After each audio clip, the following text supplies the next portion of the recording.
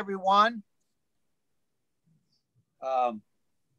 Appreciate everybody getting on this morning. We've had some computer issues here at the mothership at District Council 16. I asked Rodney if he forgot to pay the internet bill, but he said no. He said everything is paid up, but there was a power outage in the area that has affected our floor, the fourth floor. So bear with us. This morning, we have Mark McDermott, who's going to give us a presentation on titled, "We Must Win the War for the Truth to Preserve and Strengthen Our Democracy." So we're looking really forward to that and to Mark's presentation. Be about 2 hours long, not quite. And then just want to let everyone know that Allie Morris, who works here at the council, is the kind of the commander-in-chief of all the computer stuff here. She'll be keeping everybody. Hopefully we will move right along and we won't have any glitches. We've had to resort to the phone I have here at the council. So, and then also co-hosting and helping me out and assisting us is Tim Redondo, organizer from Ventura. So with that, I wanted to just give you a little bit of a background on Mark. Most of you have met Mark either as a delegate, if you are a delegate to the California State Conventions in the last, 5-6 years. He has graced us with giving a presentation at just about every one of those conventions. So the last couple of years, obviously, we didn't get the chance to hear anything because of the lockdown. But and Mark has also gave many presentations to our apprenticeship programs here in District Council 16. So as you know, Mark has a way of giving us insightful education history on what our unions are all about, where we've been, what we've done, where we're going. And I think we can always learn a lot from his information. And we have, and we appreciate that, Mark. So let's go ahead and get started. Just real quick, I just wanted to let everybody know, you will have an opportunity. Everyone's going to be muted, but you will have an opportunity if you would like to give some comments during the presentation. It'll be broken up in about, I think, 3 sections.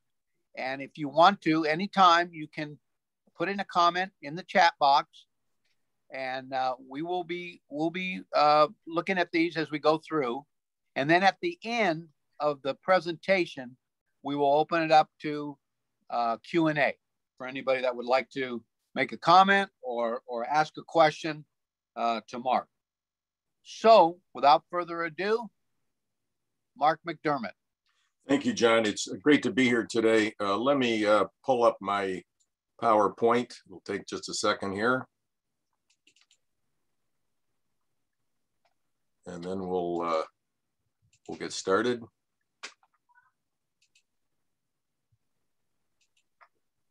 Okay, great.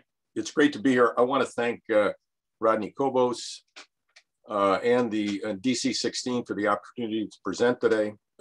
Truly, this feels like kind of an old home week.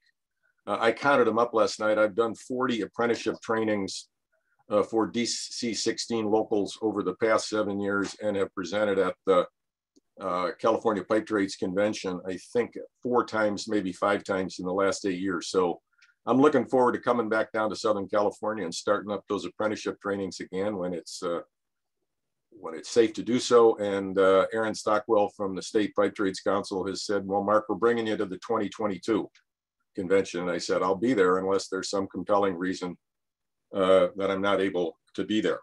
So let me explain just a few ground rules here about how we're going to proceed. What are we going to do today? We're going to talk about the great victories we've had in the past 12 months. We've got a lot of challenges and opportunities that we need to look at. We're going to really drill deeply into disinformation, what is also called propaganda. Where did it come from? Look at the issue of how divide and conquer strategies have been used in our country over the decades to try and pit working people against each other and weaken our power as unionists and as working people. Look specifically at disinformation wars against voting rights, which is so foundational to our democracy, and then talk a little bit about how can we win people to the truth.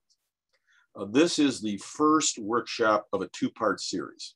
This workshop is focusing on what is disinformation. Let's learn about it and feel comfortable with understanding it and how it's used and its methods and its impacts. The second one is skill building about how can we be more effective in combating disinformation and the big lies that we sort of live in on a daily basis across the country.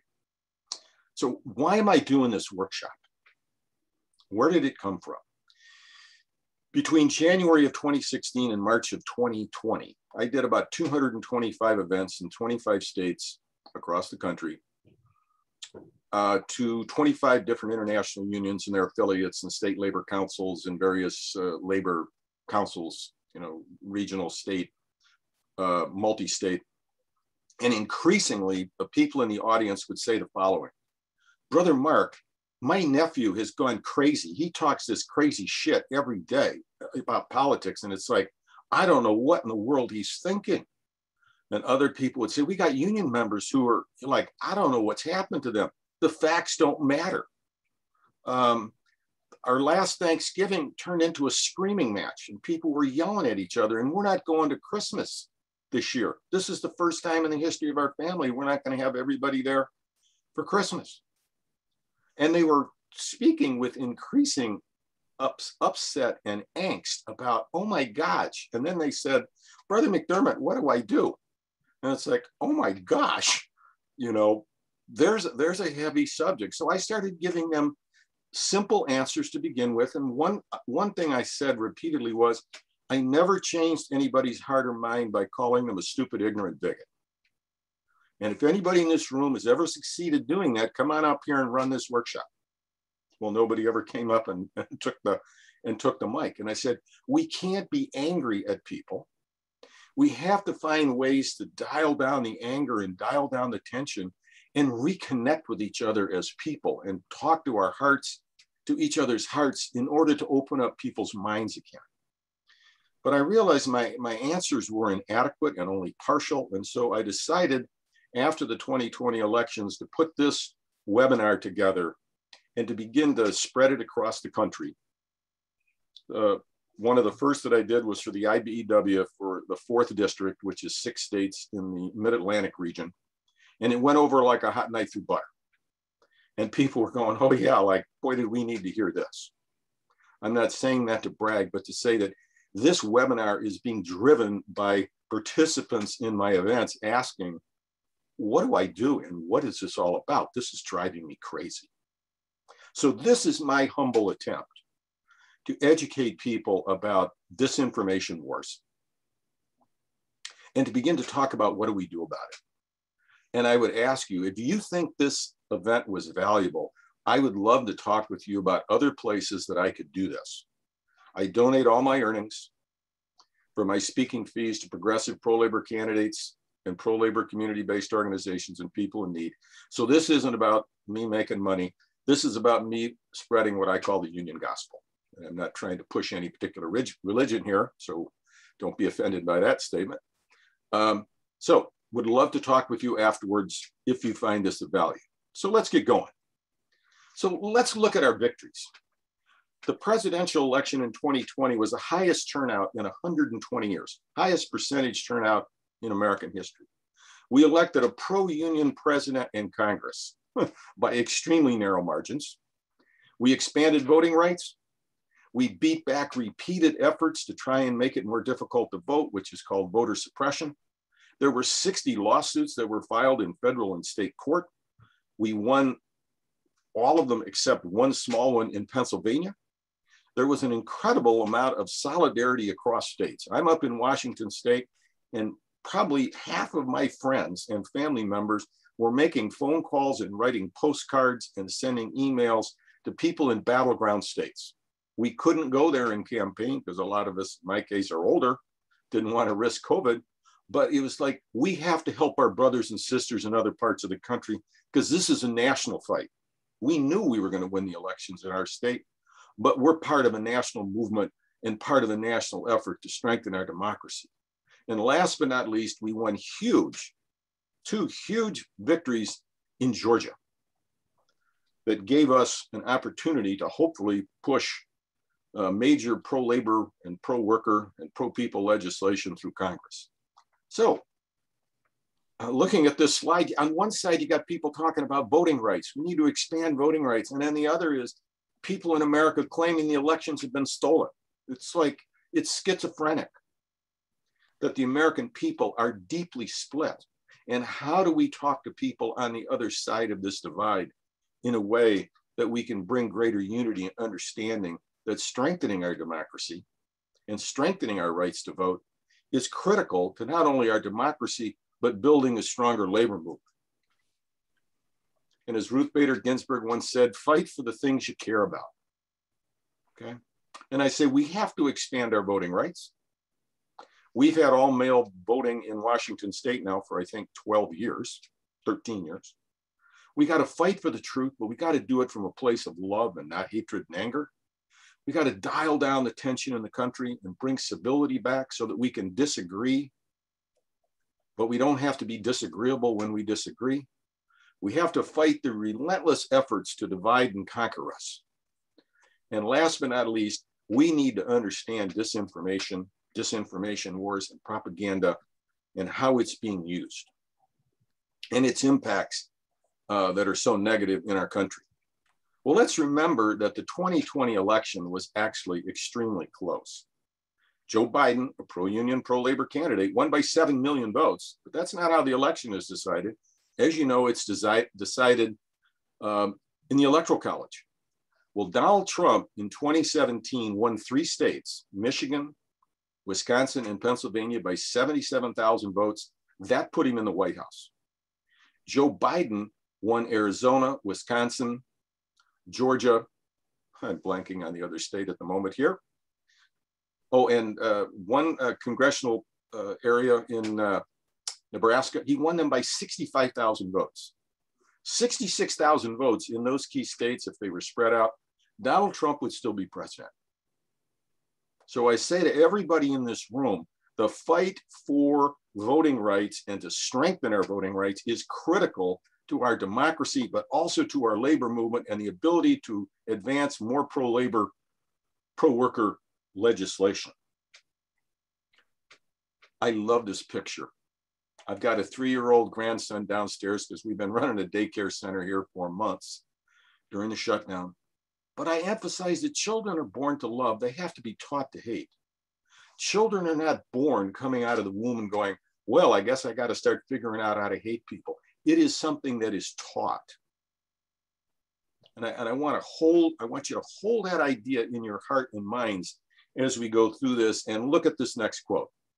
This is Lindsey Graham in August of 2012, when it became clear that Barack Obama was probably going to be reelected as president. And listen to his quote. We're not generating enough angry white guys to stay in business for the long term. Let me repeat that. We're not generating enough angry white guys. Oh my, this is a strategy to stir up hatred and divide and conquer. Let's go to Georgia in April 2020. This is the Speaker of the House, David Ralston. There's a huge fight there as COVID is raging through Georgia. Should we have the opportunity for absentee ballots for all registered voters? And look at his quote. This will be extremely devastating to Republicans and conservatives in Georgia. This will certainly drive up turnout. Well, that's a bad thing to drive up turnout, to have more people participating in our democracy. Typically, if more and more people vote and they might not vote for you, then you might want to change your positions or convince them that your positions are correct, not make it more difficult for people to vote, particularly in a raging pandemic. And then a few days after the election in November, Lindsey Graham again. If Republicans don't challenge and change the US election system, there will never be another Republican president elected again. Now, I'm not here to tell you who to vote for, which party to be affiliated with, but I am here to talk about which party is pro-labor and which party is for right to work and banning project labor agreements and repealing prevailing wage as three linchpins of a war on organized labor, and clearly against DC 16 and all of your members and your efforts to try and organize and strengthen and build your market share. So let's go back to Georgia. Last December, the Republican Senate caucus in the state legislature put out this press release. As soon as we may constitutionally convene, we will reform our election laws to secure our electoral process by eliminating at-will absentee voting. So what Speaker Ralston said in April, they're coming back and saying, by God, we're still in charge of the legislature, we're still in charge of the governor's house, and we're going to make it more difficult to vote in Georgia. Under the alleged, there is widespread voter fraud, even though the Republican Secretary of State there said, and there were numerous looking at the ballots, audits, said there isn't any substance at all. The big lie operation. And then on January 5th, a stunning victory with huge turnouts in Georgia. John Ossoff and Raphael Warnock are elected to the US Senate and gave us a split in the US Senate with Kamala Harris as the tiebreaker and an opportunity to move critical legislation to strengthen our democracy and strengthen our labor rights and so much more to improve the future of our country. And then the next day, the storming of the Capitol, and to channel the words of Lindsey Graham from 2012, do we have enough angry white guys now? And Rudy Giuliani said, let's have trial by combat. Trial by combat took place in the Dark Ages and the Middle Ages, where two knights were chosen by two different parties to fight each other, sometimes to the death, and whoever won, well, that would be the winner of a lawsuit. Are we really talking about trial by combat? I don't have to tell any of you, we've got a crisis in our country. So this is the first interactive workshop or exercise. How are you feeling about our great victories in the state of our country today? And where do you find hope? And I would like you to go to the chat box and type in one of your feelings, one of your thoughts, and then Tim Redondo and I are going to, and I don't think John's going to be able to do it because of the technical difficulties. We're going to cruise through the chat box and sort of have a dialogue back and forth that is the equivalent of a conversation. So if you would take some time here and put some ideas into the chat box, and then we'll look at them in a couple of minutes. Just go down to the bottom of your screen, click on chat, and type in some ideas. Mark, if I may, I want to encourage everyone to go ahead and put a comment down on how you felt about the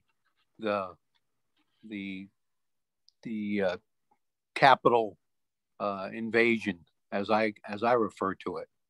Also, I'm sure in your presentation about family gatherings, whether it was when we could go back to doing that, especially during the election time, I'm sure there were some heated discussions on who people support, what's the reasons for that, and I'm sure that's touched home with a lot of people. So please feel comfortable in putting your comments in. Thank you. So John and Mark, can you hear me? Yes. Tim. Okay, so we have a couple. One already, I felt disgusted. You know, we have another, I was disgusted with the storming of the Capitol. If those people were minorities, they would have been killed. Another one, January 6th, was absolutely terrible. I see another one. Young people and all those who are engaged in knowing why elections matter. Those willing to stand in line for hours to vote, how proud I am of them. Right on, sister. You know, people really took their voting rights seriously. So I would encourage more of you to put your thoughts and ideas in. Think about this as a conversation as if I was standing in front of you in a union hall. Here's one that I agree with, upset and embarrassed. I mean, that's so simple and straightforward. Another, deflated a bit, like we're taking steps backwards, yet optimistic because you have to fall back to be reminded to how important it is to continue to fight forward. I see another one, definitely a disgrace to America while people are being used in the actions of the insurrection. Democracy only works with a well-educated populace. Absolutely. A disgrace to the American flag. A total disgrace. Other thoughts or comments from you? This is your chance to comment.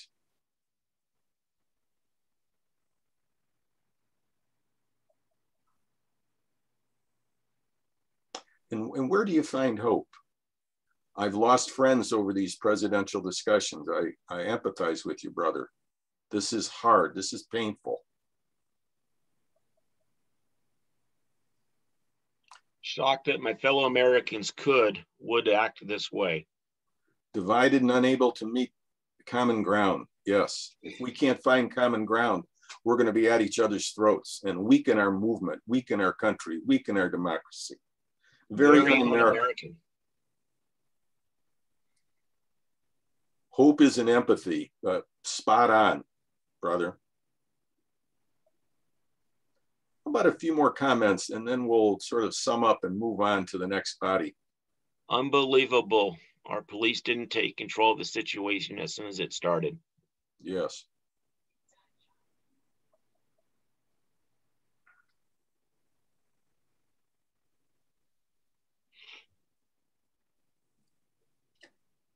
Why don't we take a couple more and then we'll wrap up and move on to the second section.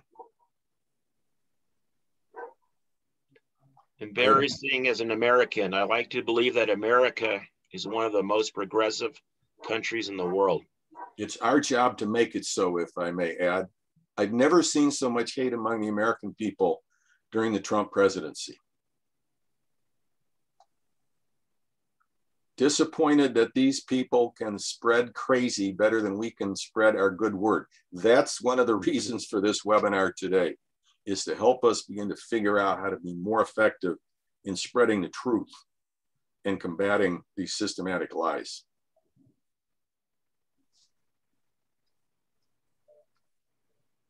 Well, I'm going to close down the chat box for the moment, or close down this discussion.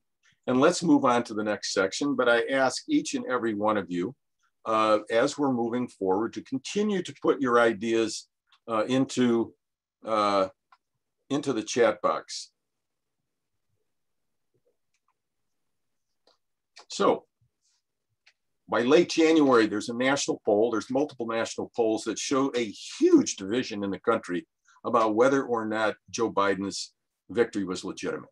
2/3 of the American people said yes, only 1/3 of Republicans, virtually all Democrats, and about 2/3 of independents. They're looking at the same set of events, yet people's impressions of what is going on is drastically different.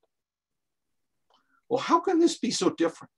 I would argue it is decades of disinformation campaigns based on big lies about stolen elections based on non-existent voter fraud. And I'm going to show you the history of the emergence of disinformation as powerful weapons, and then look at this long-running campaign about alleged voter fraud, of which there is no meaningful evidence at all. So What are the goals of disinformation? It's also called propaganda. The names have changed over time. The first thing you do is you got to manipulate people through their emotions. Get people's emotions stirred up. If you can get them stirred up with fear and anger, it's harder to think clearly. What are the goals of this? We want to split up the American people. It allows the wealthy and the powerful, corporate America and their political allies, to remain in control. It makes it more difficult to figure out, well, what is true here? Oh my God, my head's about ready to explode. And it undercuts our movements because we're split up. We're fighting amongst each other. So let's start with this concept of manipulating emotions. I hope I don't break anybody's preconceived notions, but I believe that Santa Claus and the Easter Bunny are not real. Okay, maybe you have some evidence to the contrary. But we all know that we tell children these stories, assuming that they're amenable to, Christmas, for example, and Easter. But we're telling them something that is not true, but it makes them feel good. And we get to have a lot of warmth and love around many of this. And I obviously recognize that there are people of other religious traditions for whom these are not relevant. And I say that respectfully. But now let's play with emotions in a different way. I want to make money. Marlboro was originally pushed as a cigarette for women. Smoking Marlboros and smoking cigarettes was a way for women to become liberated. They're out in the world. They're not just in the home. Well, how many women died from smoking Marlboros? Good question. Probably tens of thousands, if not hundreds of thousands, over decades. And I always use this quote in my work. Those who cannot learn from history are doomed to repeat it. Those who do not remember their past are condemned to repeat their mistakes. If we don't figure out how we got here, where we came from, it's hard to know how to move forward, okay? So this isn't just an exercise that ain't this interesting, but we need to be able to explain this to ourselves and to others and to help begin to win people back toward a more civil and rational approach to governing. So let's look at this. Mass manipulation of thoughts and feelings. That's key. That's number one. The big lies. You keep telling them over and over and over again until they become true. You get people afraid. There are enemies out there that are after you. We've got to be strong. We've got to smash them. We have to crush them. If we don't, our way of life and our future is deeply threatened. And in doing so, there becomes endless amounts of anger that can be manipulated and helps to shut down people's ability to think critically and rationally. Go after the press, go after the media, and go after experts, discredit them so that there's nobody who is effectively standing up and going, that's a lie, that's a lie, that's a lie, that's a lie, because you try and destroy the credibility of the people whose jobs it is to point out, maybe this isn't true, we need to be careful here. And then, as I said earlier, exhaust our ability to think critically. I am so worn out by this constant bombardment that I don't know what to think. Maybe I should depend on a strong leader to tell me what to do. So let's go back to the beginning. 1928, Edward Bernays is an American. He writes a famous book called Propaganda, which if you've got the time, you should read it. It's only 120 pages, but look what he says. This is the first sentence in the book. The conscious and intelligent manipulation of the organized habits and opinions of the masses is an important element in democratic society. Whoa. The conscious and intelligent manipulation of the organized habits and opinions. Okay, and he lays out in the book how this was developed during World War I by the US government to whip up more support for World War I. And then the development of what became the public relations industry, of which he is considered the father of modern public relations. So Bernays is an evil genius, in my opinion. The Nazis studied Bernays. This is Goebbels, who's their minister of propaganda. If you tell a big lie, if you tell a lie big enough and keep repeating it, people will eventually come to believe it. The truth is the mortal enemy of the lie. Most of us in our daily lives do not know people who tell huge lies and keep repeating them over and over and over again. If we did, it would be hard to be friends with them. So we're not used to being around people for which this is their stock and trade. But Goebbels lays it out clearly. Göring, who is the second in command and is the head of the German Air Force called the Luftwaffe, says it's the leaders of the country who determine the policy, and it's always a simple matter to drag the people along. That's easy. All you have to do is tell them they're being attacked. You're under attack. You're under attack. We are strong. We will protect you. And it's anchored in the big lies of whipping up hatred and fear. So who were the enemies in Germany? How were they going to explain they'd lost World War I and to build up the Nazi regime? This is a famous quote from Martin Niemöller, who was a German Lutheran theologian, and he was critical of the fact that the church did not stand up more to the Nazis. And he said, first they came for the communists and I didn't say anything because it wasn't a communist. Then the socialists, I was silent. Then the trade unionists, I said nothing. Then the homosexuals, nothing. Then the gypsies, then the Jews.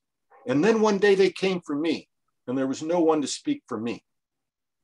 And one of the lessons of this quote and the lessons of the Nazi period is when the big lies and the endless anger and the endless enemies are being aimed at a particular group, if we don't stand up and defend that group, the people who are doing this get emboldened and say, well, let's go on to the next group and keep whipping up more hatred and hostility.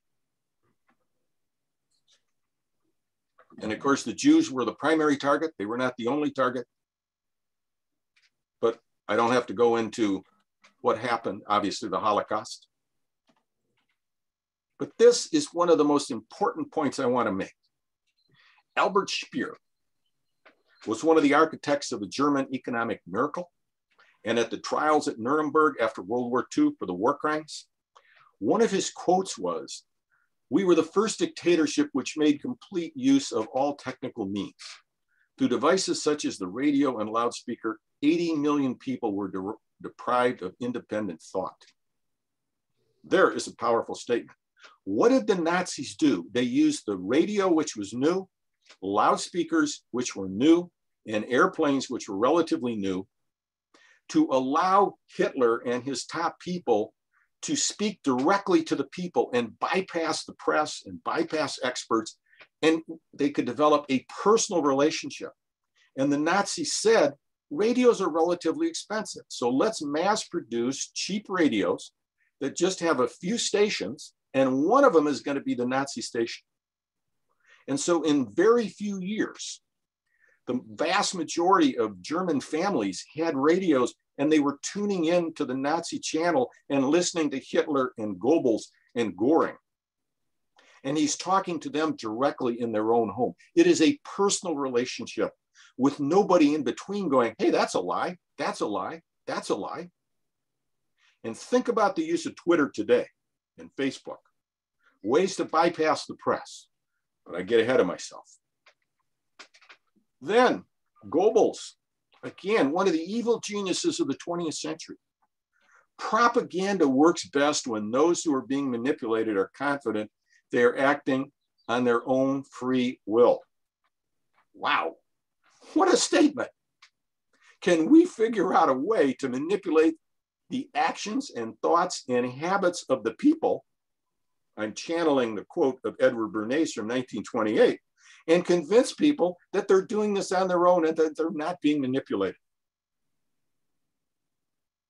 And the German people marched into a unbelievably awful World War II and the Holocaust, lockstep with their minds basically shut down after they had crushed the opposition, the political opposition, and basically silenced the press so that there was no truth tellers who dared stand up.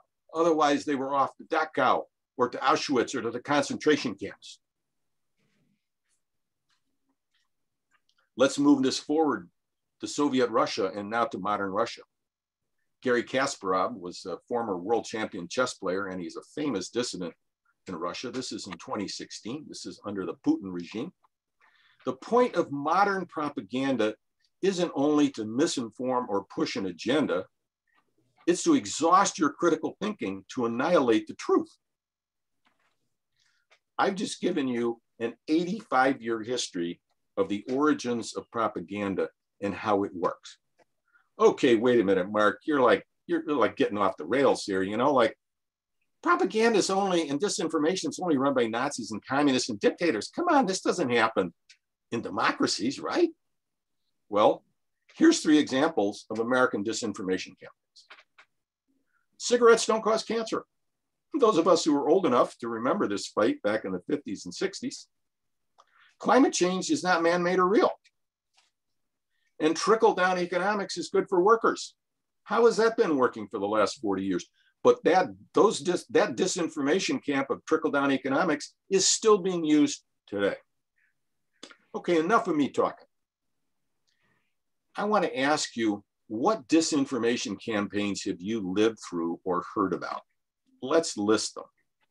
I would ask you to go to the chat box and spend a couple of minutes, 2-3 minutes, and write down 1 or more disinformation campaigns or propaganda campaigns that you have lived through during the course of your life or you've heard about. So I ask you, go to the chat box and start to put in your ideas.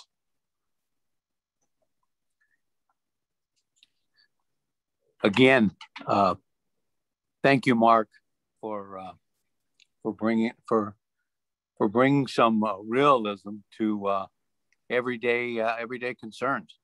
And I know that everyone is probably an eye opener right now on, did that really happen? I mean, we just heard recently about some things that happened in Tulsa that I would say that most people didn't even know it existed or it even happened. So definitely eye-opening. And again, I encourage everyone to go to the chat box, put some comments in, tell us how you feel. Thank you. So I'll start off. We have the first one, the war in Iraq. Okay. Another, this recall in California is sad. Okay. We have the Patriot Act. If you would add a sentence, brother, about when you say the Patriot Act, add a little bit of detail, if you would, of what you mean. Conservative radio pundits post the recall of the Fairness Act. And I think what he's talking about is that we used to have a broadcasting requirement that you had to present two different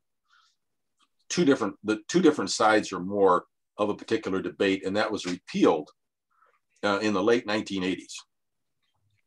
Unions, go ahead. I'm sorry, Mark. The unions just want your dues.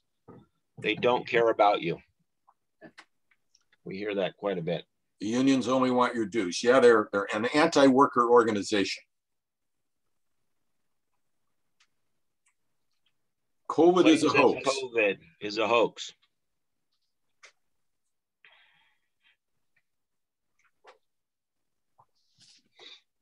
What else? I know you've experienced more.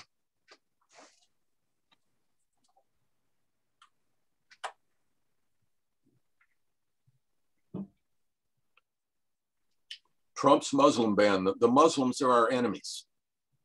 Immigrants are our enemies. The captive audience meetings that companies deluge their workers with when we organize. That is a brilliant comment, because that is a legal right that employers have under current federal labor law to run a disinformation campaign and literally stuff it down the workers' throats. So anybody who's ever tried to organize a union knows about disinformation campaigns. Biden will send our country back 20 years.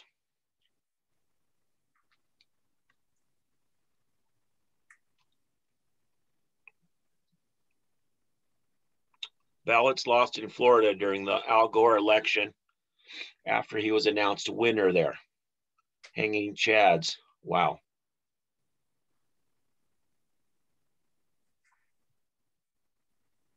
keep thinking here about what have you experienced in the course of your lives around disinformation and propaganda, big lies.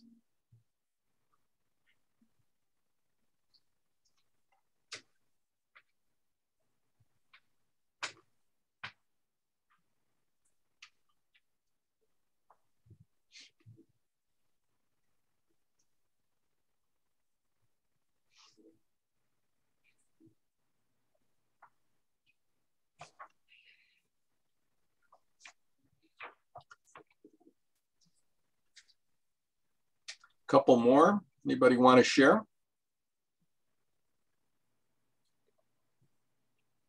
Let me Delta Airlines anti-union campaign. Okay, there you go. You know, COVID vaccine has mind control chip. I'm laughing, but it's not funny.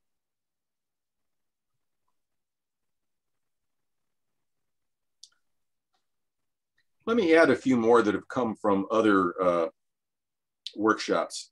Secondhand smoke doesn't cause cancer. Trickle-down economics is good for workers. Undocumented immigrants are extremely violent. Barack Obama was born in Kenya. The ozone hole is not a concern. Don't worry about cancer. All politicians are corrupt and don't care about you. Well, if that's the case, how did we ever get Social Security and Medicare and Medicaid and the Occupational Safety and Health Act? They couldn't have all been our enemies if they were passing laws that made things better. The Democrats are going to take all your guns.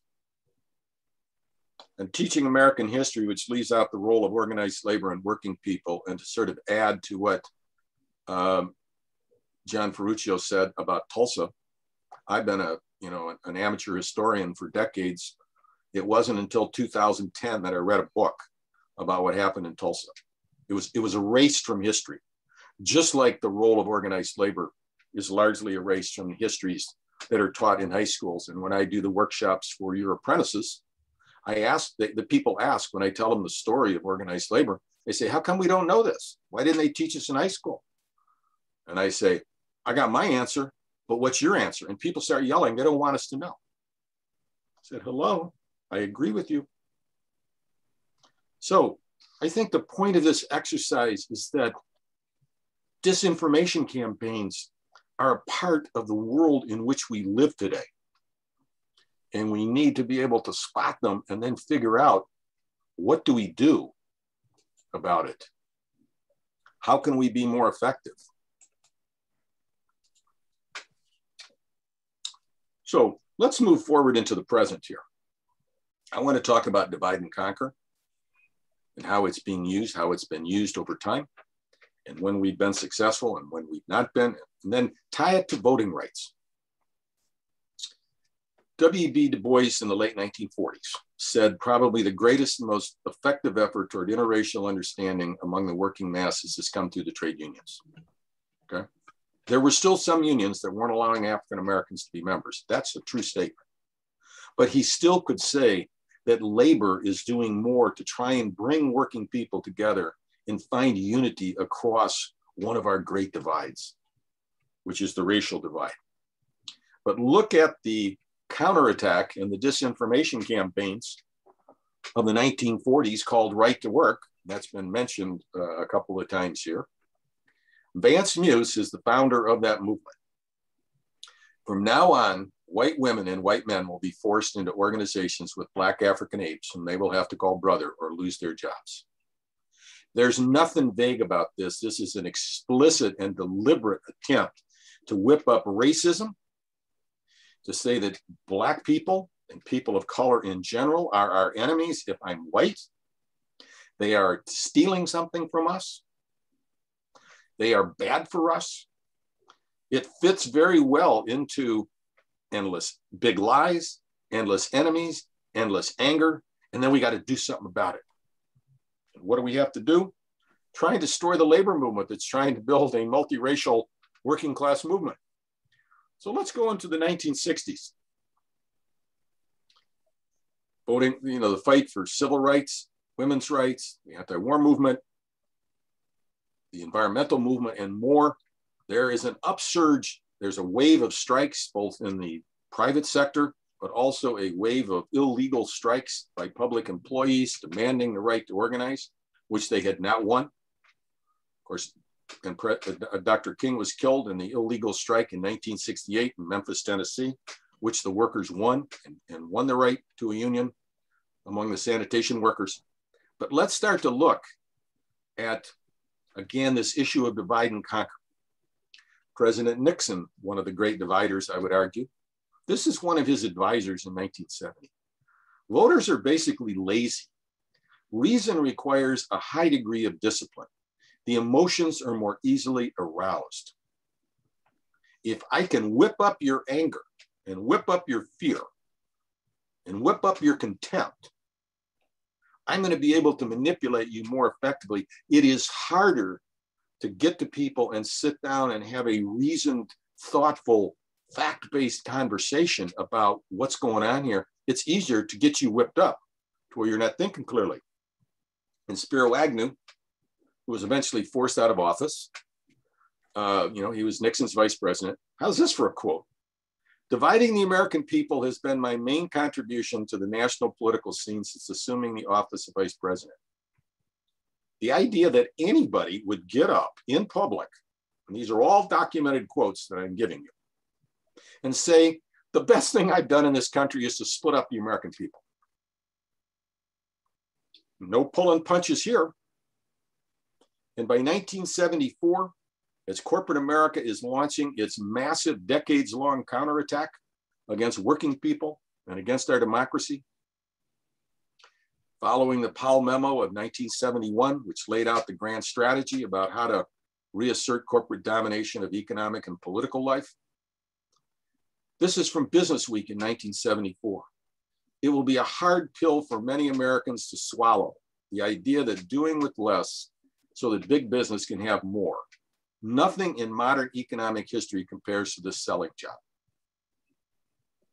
Look what he's saying.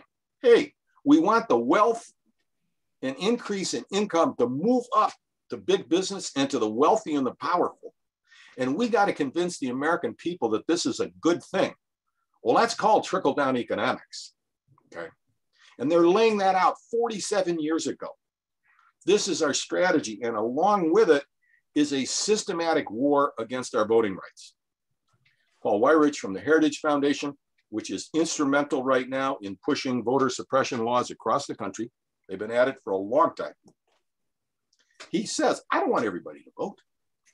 Our leverage in the elections quite candidly goes up as the voting populace goes down. Whoa. Isn't the foundation of our democracy that we want everybody to register to vote, inform themselves, what do the candidates believe, what is their track record, what is the party that they are affiliated with stand for, make it an intelligent and informed decision, go to the polls or vote by mail, put your marker down, and then after the election, hold them responsible, stay informed, and if they don't do the job that you want them to do, you fire them at the next election. This is the foundation of America. And we have corporate-backed interests who are saying, we don't want so many people voting. Two ways to do it. Convince people it doesn't make any difference because politicians are all lying scumbags anyway, or make it more difficult to vote. I want to stop for a second and ask you, am I making sense? And if I am, go to the chat box and type in yes. I want to get a feel for this, okay? So just go to the chat box. You can say yes or no, but tickle the ivories here for a second, tickle the keys, and send in a message. So Weyrich lays out the strategy, and then over the next 25 years, there is a war in the states over changing voting rights laws. The three young brothers on the left were the three brothers who were murdered in Philadelphia, Mississippi in 1964. Down in Mississippi, trying to help African Americans register to vote, which was their constitutional right, and they were brutally murdered with the aid of the police. And when their when their bodies were discovered, it helped push through the Voting Rights Act to end decades of vicious discrimination and the denial of voting rights across the South for African Americans in particular. And in that law, there was a provision that said, because a state or a locality has a long history of discriminating against people's right to vote, if you want to change your law, you got to get approval before you implement it from the Department of Justice. Over 25 years, they blocked over 700 proposals. And this is the quote from 2006, when the Republican-controlled Congress overwhelmingly reauthorized the Voting Rights Act and this provision. They found that a majority of these proposed changes were calculated decisions to keep minority voters from fully participating in the political process. Okay. This is a Republican-controlled Congress of 15 years ago saying there is a systematic war against voting rights in many states against people of color. Okay. And that weakens our democracy, and it weakens our ability to elect presidents and a Congress that are pro-labor and pro-worker. This is not some abstract game here. This directly affects us, even in California and even in Washington, where we have very good voting rights laws. What happens in Georgia and Florida and Mississippi has a direct effect on us at the national level. So here comes the voting fraud claims. John Ashcroft became the US Attorney General in 2001. Ironically, he lost his race for US Senate in Missouri in November 2000 to a dead man. Mel Carnahan, his opponent, died in a plane crash, and they still voted him in. Okay. And he says votes have been bought, voters intimidated, and ballot box stuffed. Where's the proof? There weren't widespread lawsuits across the country. And then in 2008, Sarah Palin says, we've always known the Obama, Biden, Democrats will do anything to win. Well, they won by 9.5 million votes.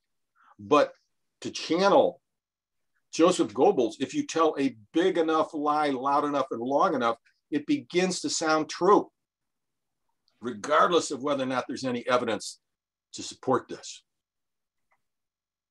So in 2008 and 2012, there were national polls that looked at the impact of an organization called ACORN, which was a national grassroots community-based organization in multiple states that were helping low-income people try and improve their lives, but also to encourage them to participate in the electoral process.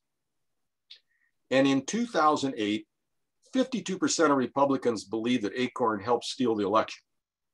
And in 2012, 49% did. Okay, so there was a big block of Republicans many years ago who were saying these elections are being stolen by organizations that are systematically doing this. Now let's look at the evidence. There were 45 federal, state, and local investigations that cleared ACORN of wrongdoing. These are all, by the way, footnoted, and I will provide DC-16 with a copy of my PowerPoint that you could use as you would like. Okay. So there's no meaningful evidence to back this claim, but it doesn't mean you can't keep claiming it. But then to top it off, ACORN dissolved as a national organization in 2010. I'm not kidding you. So if ACORN has dissolved itself in 2010, how in the world could they be stealing an election in 2012 when they don't exist? If you can explain that to me, I'll buy you a trip to Maui that passes the straight face test. Okay? The facts don't matter. Big enough lie, loud enough, long enough, endless enemies. ACORN's the enemy today. Oh, they don't exist. We'll keep using them. It seems to still be working with some of our people.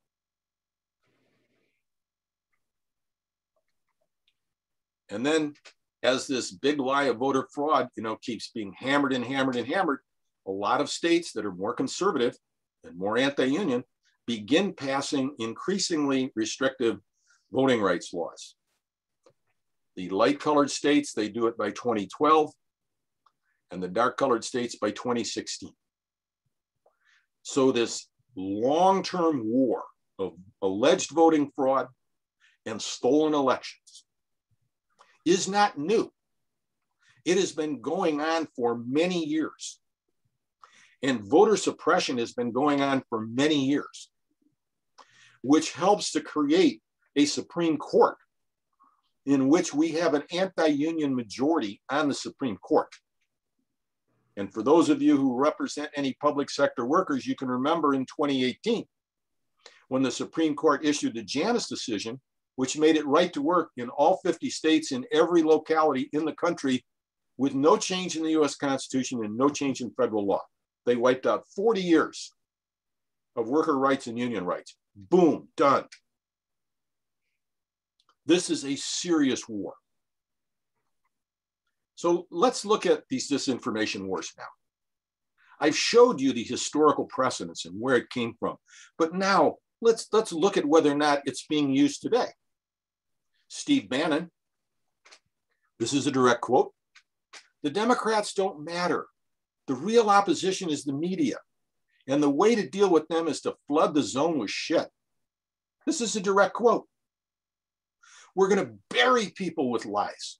We're going to bury people with propaganda and disinformation and distortion and overwhelm the media. This is what they were doing in Nazi Germany when they want to marginalize the press so that it can't be an effective counterbalance to the lies of the ruling party. And then in 2016, Trump claims that he won the popular vote if you deduct millions of people who voted illegally. He never presented one shred of evidence. None. And he said the 3 to 5 million unauthorized immigrants voted for Mrs. Clinton. No evidence. The big lie, told endlessly with enemies, and now we're supposed to hate undocumented immigrants. Means I'm supposed to hate Mexicans or Guatemalans or Hondurans. Now we have somebody to hate and ratchet up the hatred, ratchet up the bigotry. What's the impact of this? Trump is asked, and he comments, you know what's important? Millions of people agree with me when I say that. Wait a minute. You didn't say what you said was true. You just said that you've convinced millions of people to agree with you. Okay. That's the big lie working. You keep saying it over and over and over again, and uncritically thinking people will buy it. Okay? And the people who are buying it, I don't see most of them as my enemy. I don't see them as evil. I think they're confused and not thinking clearly and not engaged in rational thought and like, show me your evidence. But here we go. The master of the tweet, the master of Twitter. In 2020, Trump says, mail-in ballots will lead to massive electoral fraud in a rigged 2020 election. He was worried he was going to lose. He repeats this over 100 times in his tweets. Endless, endless, endless. Now, prior to 2020, 5 states have been primarily using mail ballots, including Washington State, where I'm from. Colorado, Hawaii, Oregon, and Washington are primarily Democratic leaning or strongly Democratic states. Utah is extremely conservative and very Republican. So it's not just left-wing states that are doing it. You've got a very conservative state that does it. And there is no voting fraud scandals since these changes have been made. Zero. No significant things at all. Who cares what the evidence is? I'm going to keep repeating the lie. Okay, so we keep repeating it. I won this election by a lot. Watch for massive ballot counting abuse. Remember, I told you so. And of course, it was Mr. Trump. Now, I don't want this to feel like it is a bashing Trump event, because what I'm showing you is he is carrying on a long, ugly tradition of a war against the truth, the big lies, the war against voting rights, and the divide and conquer strategies. So let's look at, we got the big fear and endless enemies, and boy, we got a bunch of them now. We can pick.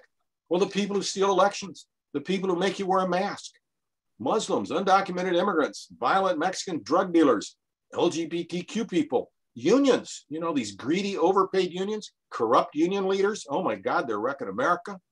People who want to defund the police, women, haters of religious freedom, steal your right to own a gun, the press, and tree huggers. Oh my gosh. Liberal elitists, violent people of color, and more. You can pick. You can keep rotating them in and out. But the point is, when we do this, we keep being split up as a people, and we can't find our common ground. And it's hard to have civil conversations when hate and anger and fear is constantly being stirred up, anchored in these big lies that I'm showing you. So now we have the counting of the elections. Well, man, my head was about ready to explode. Some of the protests were stop the count. Okay, and then others, we got to count the votes. Well, what should we do? Well, you know, like, oh my gosh, just keep stirring up the hatred, stirring up the hatred, and stirring up the hatred. Now, I talked to you about the quote by Albert Speer about the Germans harnessing the modern technology of the 1930s to basically enslave the minds of the German people. Twitter and Facebook, before there were any limitations on what you could use or post, became the stock and trade. And if you see in this graph here, by mid-2019, Donald Trump was doing at least 900 tweets a day and stayed above a month. That's 30 a day. Endless bombardment to people. Endless bombardment. But there's no fact checkers. And then they get retweeted. So you tell a lie, you spread it, 20,000 people retweet it, another 10,000 retweet it. It's all over the place. It becomes, quote unquote, the truth. Well, if you don't have ways to say, wait a minute, that's not true. What's your evidence? What are your facts? Shut up, I don't want to listen to you. I want to scream at you. That's what the anger is for. And when people are afraid and angry and fearful of enemies, their hearts become hardened, they close down, and their minds close down.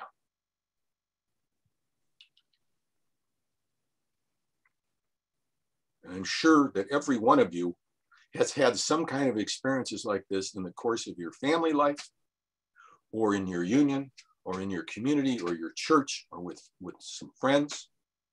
This is real. This is one of the quotes that just staggered me when I located it. This is Leslie Stahl from CBS News. And she was interviewing him, and she was asking him, why do you keep bashing the press? You've won the election. Look what he says. You know why I do it? I do it to discredit you all and demean you all so that when you write negative stories about me, no one will believe you. I just want you to sort of soak that in and think about it for a minute. I'm trashing you constantly so no one will believe you, even if you're telling the truth. This is propaganda and disinformation at its worst. And it is beyond cynical and what I would say is evil. Because if we don't search for the truth in a democracy, how can we possibly find common ground as a people? And honor and respect our differences. The fact that I may be Irish and you may be Italian, or you may be Latino or African American or from Samoa or wherever. We can't find common ground if we aren't willing to say we want to search for the truth and actually figure out, is this accurate or not? No, I'm going to yell at you because I saw it on the internet, or I saw it on a tweet. And this is Peter Pomerantsev. He's a Russian propaganda expert who's been battling Putin. The goal isn't to sell an ideology or a vision of a future. Instead, it is to convince people that the truth is unknowable. So you need to follow a strong leader. Well, when the world feels crazy and your life may feel unstable and your economic future may not feel very secure and you're being constantly bombarded, my head is about ready to explode. I don't know what to think. I mean, this, that, endless bombardment.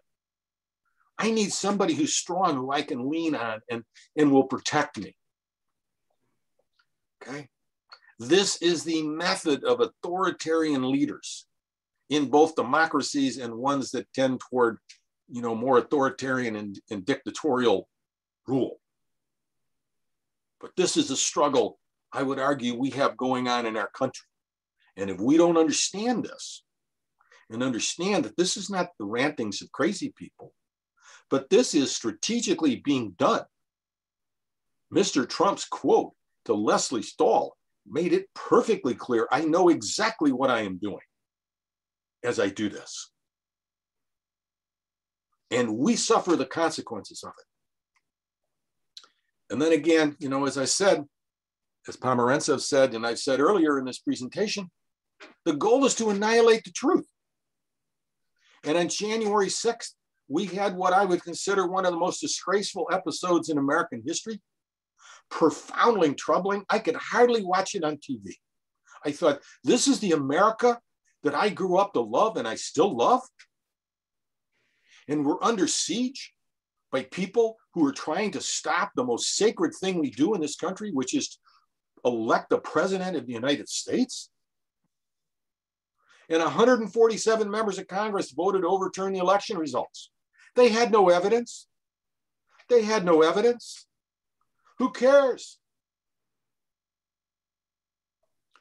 And I say to you, sisters and brothers, the war on the truth in our democracy continues to this day, to this minute, and is going to continue. This has become a permanent part of our way of life. I don't mean to depress you, but it's true. And if we don't figure out a way to be better organized and more effective communicators, we are in deep trouble, and our movement is more deeply threatened. But let's remember, I don't want to leave this on a depressing note, because I think we can work our way through this. In 2020, we expanded voting rights. So in the dark green states, you could vote by mail and it was automatically sent to you. Boom. California was one, Washington and Oregon, we've been doing it for years. They've been doing it in Utah, they've been doing it in Colorado, they've been doing it in Hawaii already. They expanded it to a number of other states. And then the lighter colored states, another 49 million people would automatically get sent the application, so that you didn't have to fear going to a crowded voting lines or voting place and possibly contract COVID, as tens and hundreds of thousands and millions of us had become infected. And then another 99 million could vote by mail, but they didn't need an excuse. And then 34 million, these conservative states, you still needed an excuse. And if they didn't want to grant it to you, you couldn't get a mail ballot. So I say this because for those of you in California and those of us in Washington, we've won these fights. But the fight for our national government and for our democracy is taking place in other states. And I would argue we need to understand this struggle and support our brothers and sisters in other states, even as we're educating our own members and community members and family members about the nature of these disinformation wars and what their intention is. It is not for the betterment of America. So by March 24th, I'm using research from the Brennan Center, which is based at New York University, which is all very, very well documented. In 47 states, there were 361 bills to restrict voting rights because of the alleged voting fraud. And now the language is starting to be put forward. Well, a lot of people believe that there's a problem, therefore we need to do something. Well, the reason they believe it is because they're being systematically lied to with no evidence. There were an equivalent number of states where there's an attempt to expand voting rights. So the battle is going on state by state by state. And I believe I'm correct that it looks like California is voting toward permanent all-mail voting, which certainly makes it easier for us here in Washington state. And I say, we got to get active on these issues, not only in our own states, but across the country. And to drive home the importance of this, I told you the story of Georgia, okay, where David Ralston, their Speaker of the House, says, if we allow mail-in ballots, we're in trouble. Well, sure enough, the election was held. Biden won by a narrow margin. No evidence of any meaningful voter fraud. 2 US senators were elected who were pro-labor and pro-democracy. And then they come charging back and saying, as soon as we get in, we're going to crack down on these voting rights and we're going to make it more difficult to vote. And on March 25th of this year, they passed a sweeping, quote unquote, voting rights law, which will restrict the right to vote in a variety of ways. I'm not going to go into the details, all of the details of it, but one of the provisions in the law is that it is a crime now to give food or water to people who are waiting to vote. So imagine this, Georgia is a southern state. It gets hot down there, particularly if it's in a primary. It might be 90 degrees. This is a voting line, okay? People in Washington State look at this and go, what country is this in again? So you're there for 2 hours and you're 85 years old and you got a bad leg. And you forgot to bring a bottle of water. Maybe you forgot to bring a chair. And somebody comes along and says, would you like a candy bar to keep your blood sugar up? Or would you like a bottle of water? Boom, you can get arrested and go to jail for it. What is the purpose of this? To make it more difficult to vote, to restrict voting from people who may vote against the people who are pushing these voting rights, these voting suppression laws. This is a serious battle, brothers and sisters, and we got to step up our game. Okay, I think it's pretty clear that the organizations and movements and the deep pockets of corporate and wealthy money that's being used to push these long-term battles against our voting rights, and I keep stressing our voting rights, but when they elect anti-union candidates, it affects our voting rights when we try and vote a union in somewhere. And every one of your locals is trying to organize new members. And we need, we have a voting or a labor law reform bill that's stalled in Congress right now. This directly affects you, even if it may not affect your political voting rights in California. So how do we beat them? Well, I love this quote from Dolores Huerta. She comes from out of the fields of California, one of the founders of the Farm Workers Union. And I say, we've got to educate, inspire, listen, motivate, and organize for our rights and for our future. And Dolores said it better than I do. She said, every moment is an organizing opportunity, every person a potential activist, every minute a chance to change the world. Every moment is an organizing opportunity, every person a potential activist. All of you are already activists, okay? But you got hundreds and hundreds of members that can be educated about this and other matters and get them out talking to people in ways that can begin to help dial down the hostility and tension and talk about what do we have in common as a people and fight toward a better America. And to quote the Reverend Dr. Martin Luther King Jr., this is probably my favorite quote. He said, the labor movement was the principal force that transformed misery and despair into hope and progress. The captains of industry did not lead this transformation. In fact, they resisted until they were overcome. That statement was true in 1961. It is true 60 years later. He was critical of the labor movement about not allowing in enough African Americans and people of color then. Progress is being made, which is to be applauded and lauded. And one of the ways I know how true this statement is in those 40 trainings I've done for your apprentices. One of the questions that I typically ask them is, when you journey out, is this going to be the best paying job you've ever had in your life? And everybody basically raises their hand. And I said, Every one of you is standing on the shoulders of previous generations who fought for the good wages, hours, and benefits embedded in your contract and the laws that help provide a safe and healthy workplace. And they get it. They get that the labor movement, your union, the UA, is giving them a chance to reach for a dream that previously was pretty far away from them. Okay? And if that's the case, everybody, how do we make sure that we figure out how to talk to people in ways that they can hear, without anger, without hostility? I love this quote from Maya Angelou. You know, she's one of the great American poets.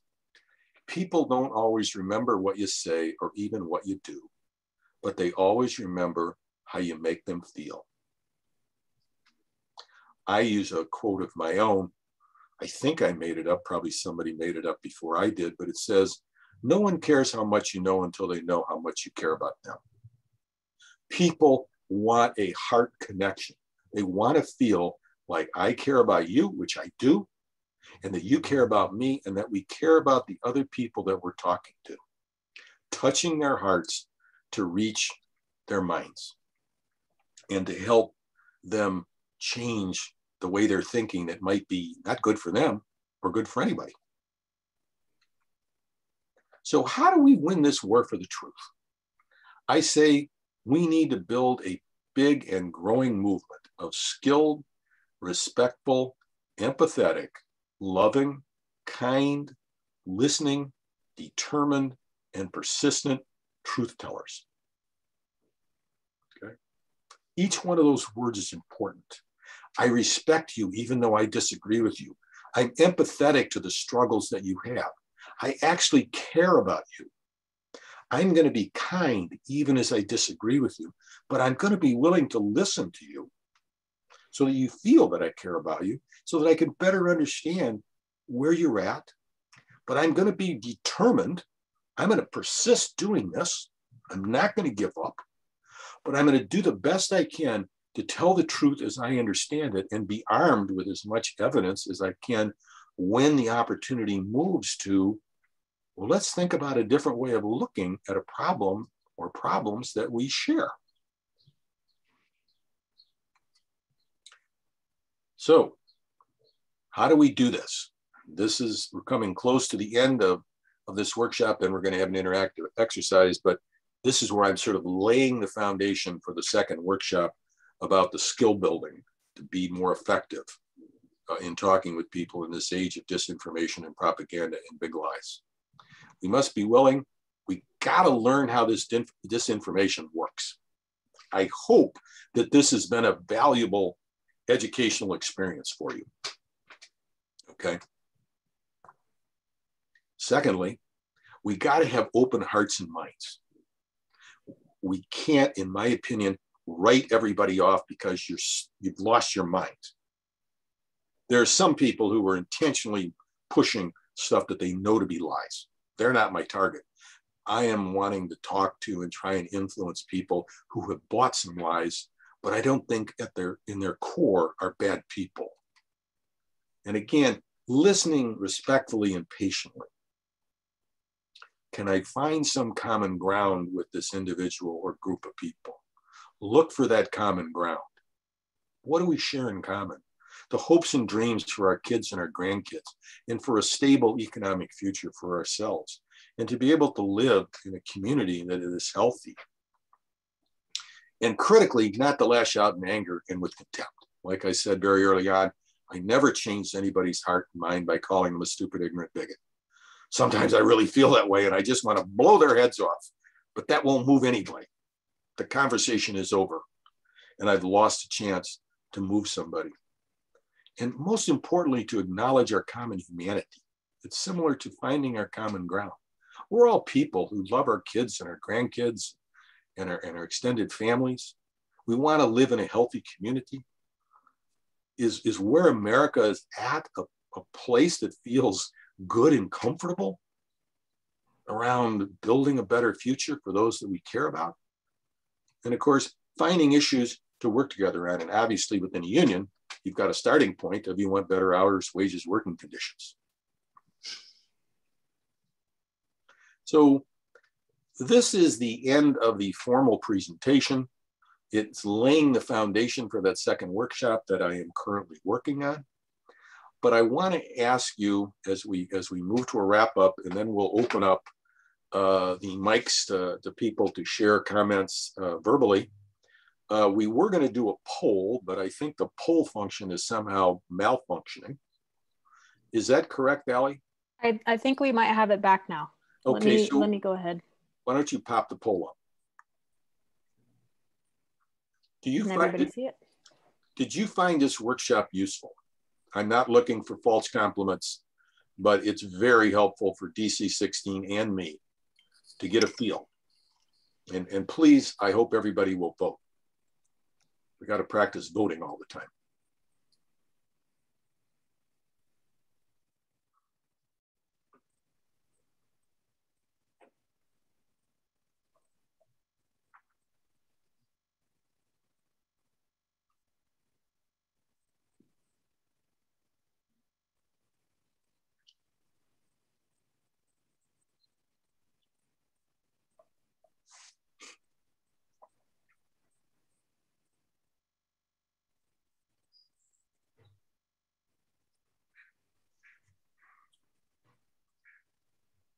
Well, I think I'll be able to report to John Ferruccio and Rodney that it looks like this turned out to be useful.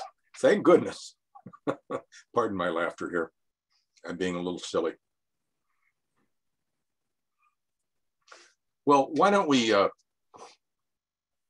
close the poll? I think it's pretty clear that this has been a valuable experience for many of you. Thank you for participating. But now what I would like you to do is go to the chat box. And the vast majority of you said, this was useful. I would like you to put a sentence in, what did you find useful? This will be very helpful to DC16.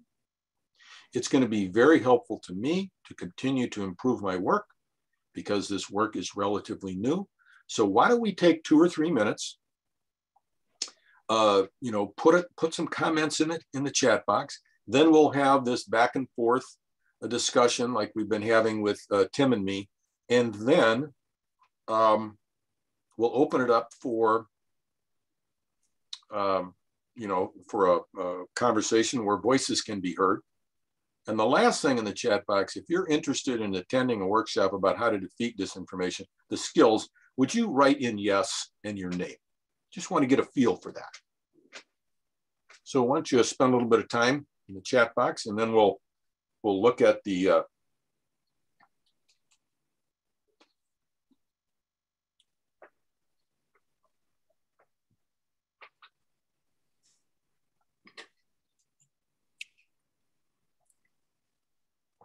while everybody is putting down their comments, I just wanted to say one thing to Mark. It does bring out a lot of what was going on, even though like last year during the pandemic and the scariness of everything, it was, our heads were spinning.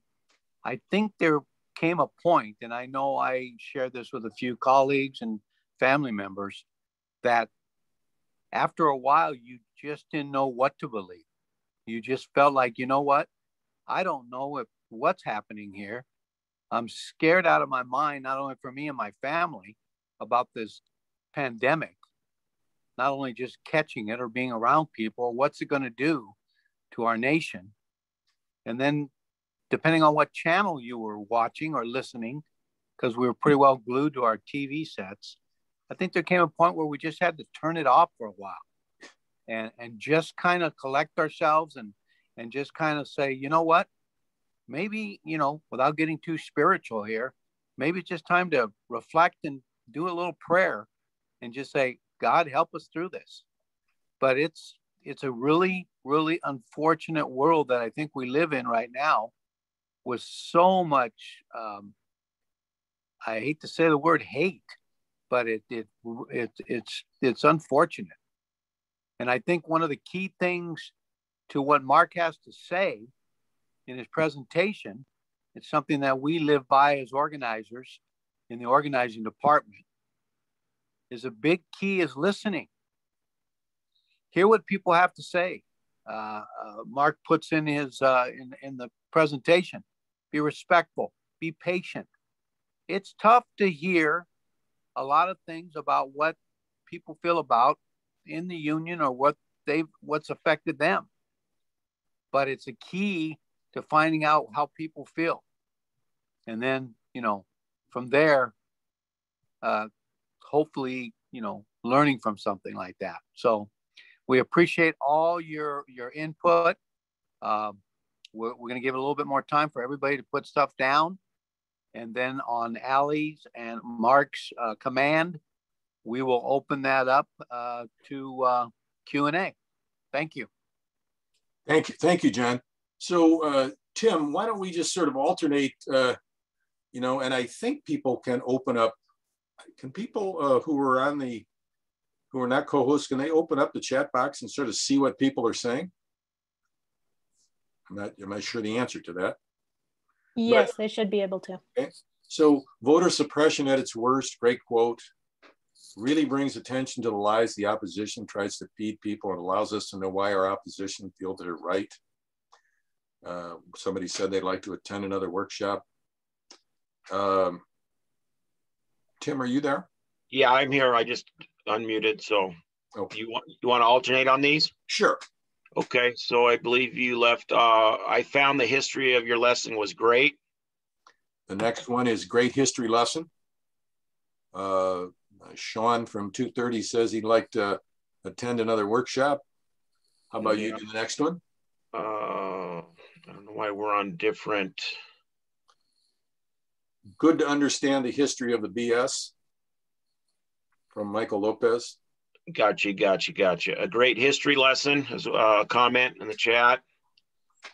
Let's see what else we got.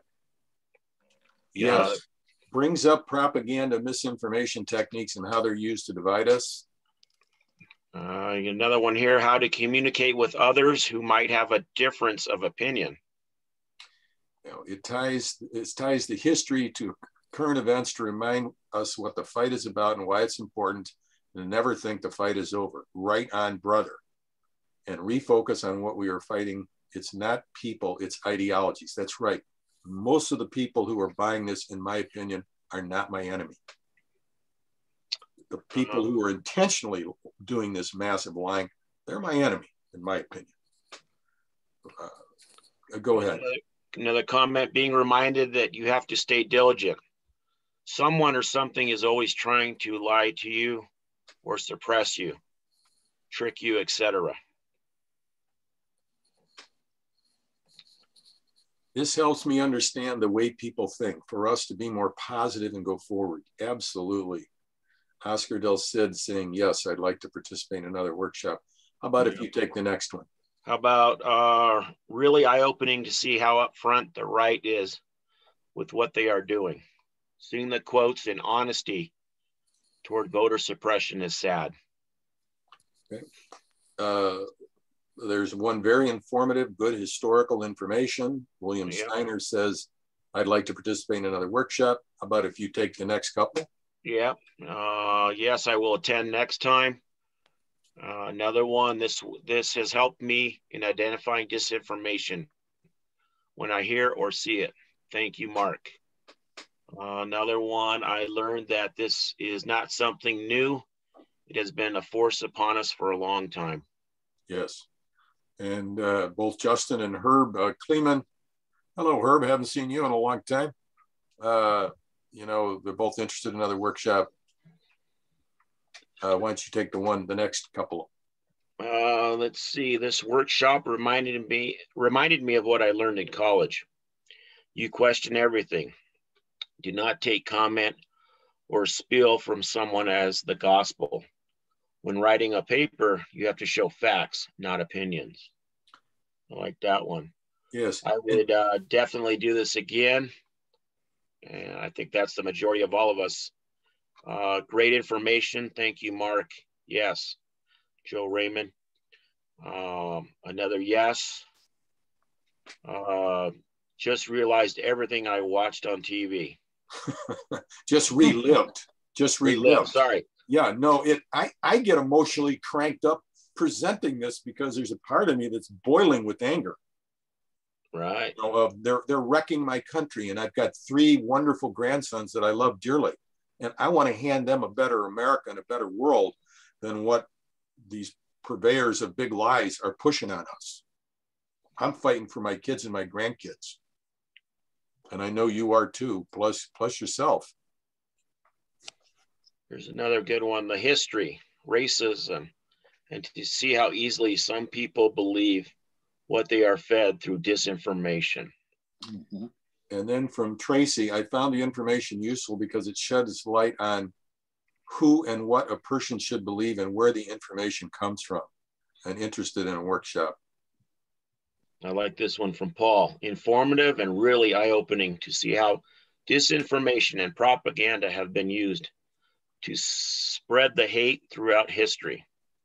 Reinforce the need for fact-checking everything.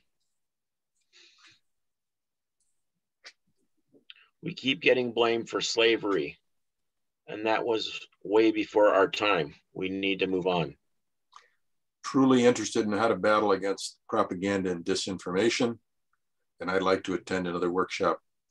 You know, this is obviously very useful, and thank you for participating in this way.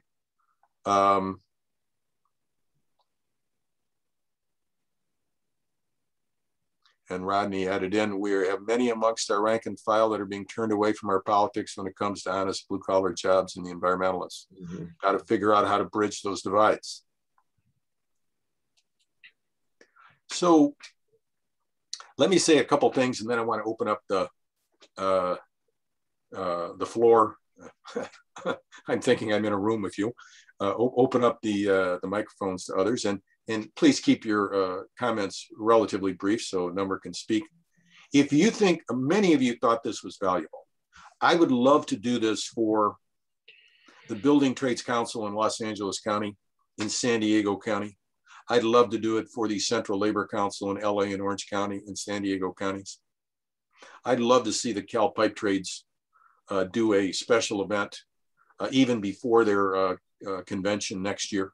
If you can think of places where you believe this workshop would be useful and valuable, reach out to me and let's have a conversation about ways that you know, you could talk to other people and say, you ought to try this, because everybody seems pretty pumped by this presentation. And I'm not saying that to brag, but I'm going to stop my share now, or just let me just last slide here.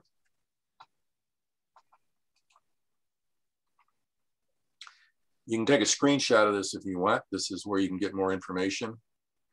My email address. My tech person has run away, so some of my materials are a little dated, but nonetheless. But I'm going to stop the screen share. We're at about 10:35, and then just open it up to the floor. And with John's permission, why don't we, for the next 15 or 20 minutes, if you're game for it, you know, unmute your mic and, you know, share a few thoughts, maybe keep it to a minute or less, and have more comments about ideas, feelings that have come up from you as a result of this workshop. Let's have, that sounds great, Mark. Let's have Allie monitor that. And as people raise their hand, and as Mark said, keep it to a minimum. And then we allow a lot of people to speak. Allie, go ahead, and if you would like, I'll let you call on someone to speak. Thank you. Thank you, John.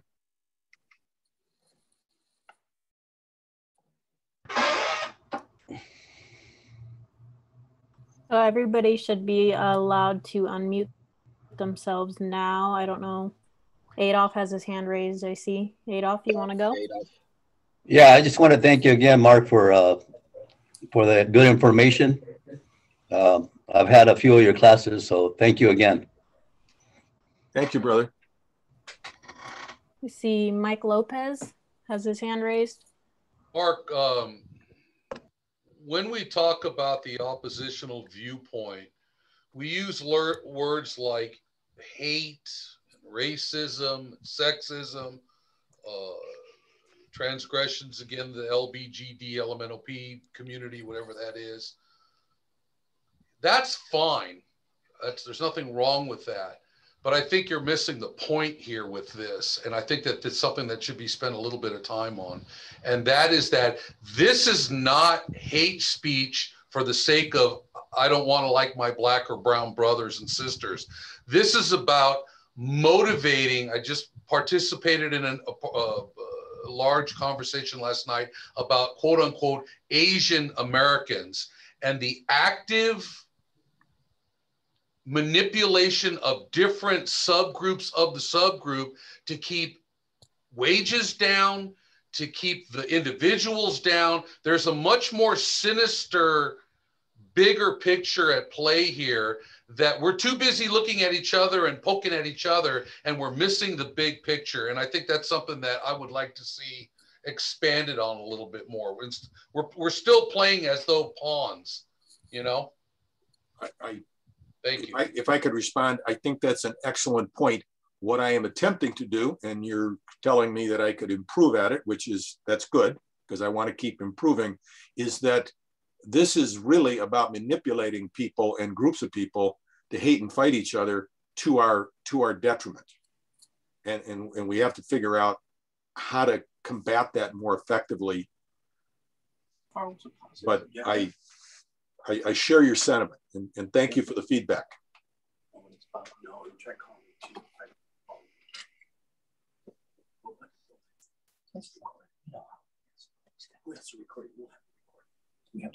Any other questions?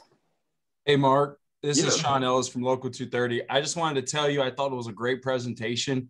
I grew up in Los Angeles, went into the Marine Corps, went to war, and I've seen the conservative side of the house fighting the war. And I grew up in the harbor area of Los Angeles, which if anybody here is from the harbor area, you know we're liberal. So that being said, I think it was great. And all I wanted to do was share everybody, since we're on here, is that I feel we're one or two issues away from each other. And I'll use the example of like where I grew up in the neighborhoods, we all just wanted to take care of our family, right? And get food on the table, get into the union, do something with ourselves. And when I went in the Marine Corps, a lot of the guys that I served with, and I think Oscar knows what I'm talking about, Omar knows what I'm talking about, a lot of those guys from the middle of the country that carries that Trump flag or that red flag actually are fighting for the same things that I was fighting for. That's why they joined the Marine Corps. That's why we all ended up in that same organization. So I just wanted to say something because you motivated me, sir, with your presentation. I love the history of it. I like, because I truly believe capitalism is fascism in decay, and communism will always follow socialism. So that being said, the unions are more important than they've ever been, because on either side of the political spectrum, it's not what we want as a union. We want to be in the dead center, because we need to allow industry to operate, and we also need to provide opportunity for our people. And so that being said, I just wanted to share that. And sir, I think it was a great presentation. So always room for improvement, but improvement comes with the future and what changes in our society. So I just wanted to tell you that, sir. I really enjoyed your presentation. So thank you. Right. Thank you, Sean. Your point, one of the points that I heard is that if you're listening to other people, you're going to find more common ground.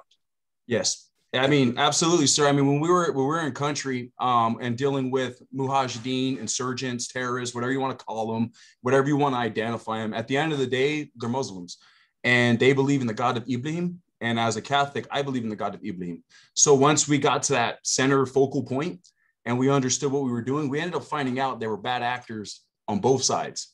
And so it ain't no different than the economical war we're fighting right now. And I want to make it very clear to people, because I love politics, but we are fighting an economical war with bad actors on both sides.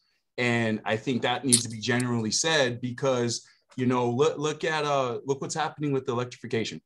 You know, we have supported so many people for so long, since October 11th, 1889, y'all.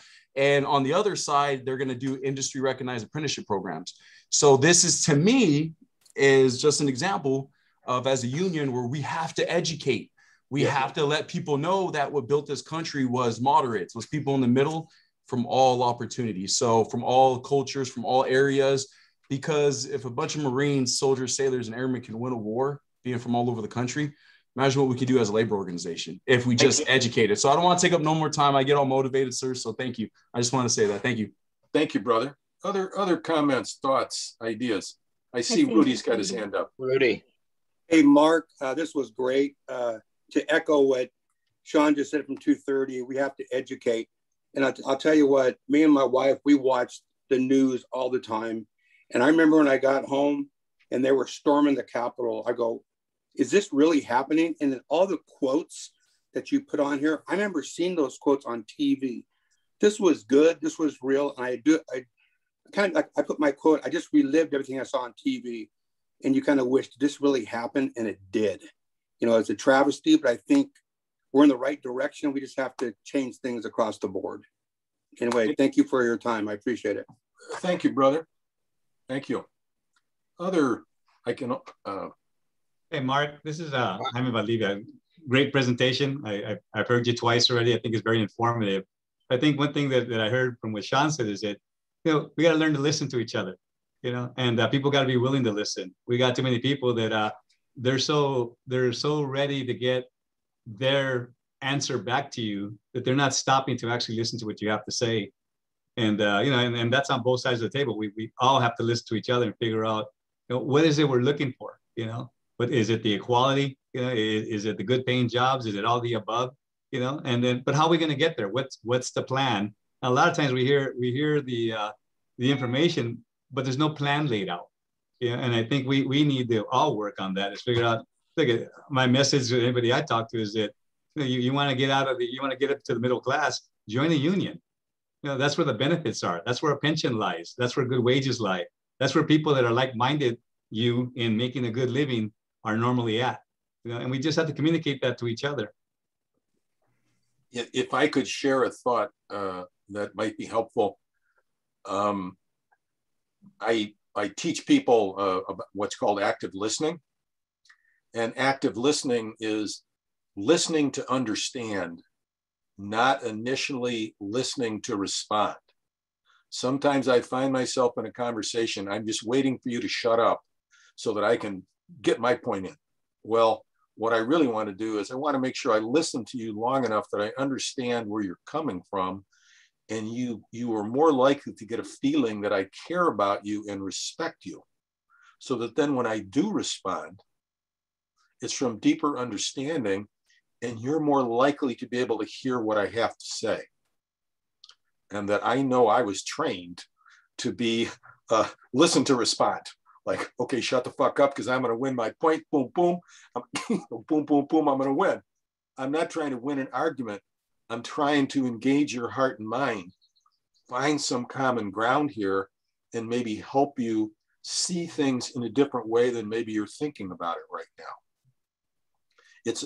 I call it political Tai Chi as opposed to political karate.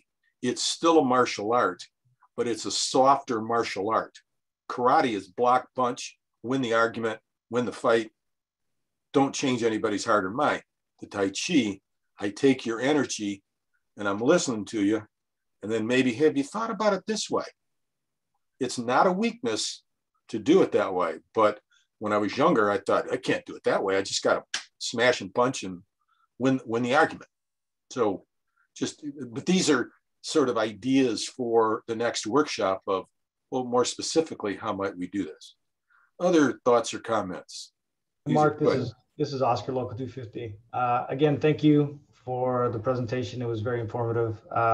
You know, along with what you taught, it also helped reflect with some of the stuff that Sean brought up. You know, living your own life. You know, you talk to contractors, you talk to friends. You know, everybody has a common goal.